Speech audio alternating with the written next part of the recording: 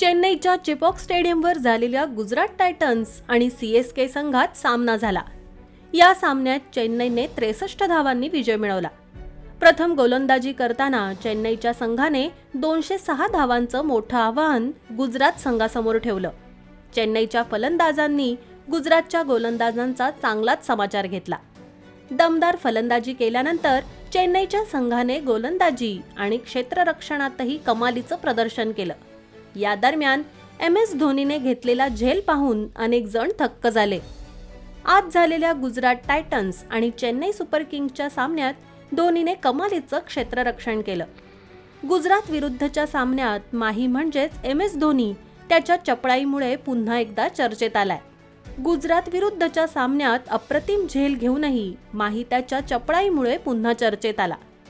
वयाच्या 42व्या वर्षी त्याने टिपलेला झेल पाहून अनेकांना धक्का बसलाय। कॅप्टन कूलने झेल घेताच मैदानात धोनीच्या नावाचा आवाज दुमदुमू लागला। या क्षणाचा व्हिडिओ सोशल मीडियावर मोठ्या प्रमाणात व्हायरल होत आहे।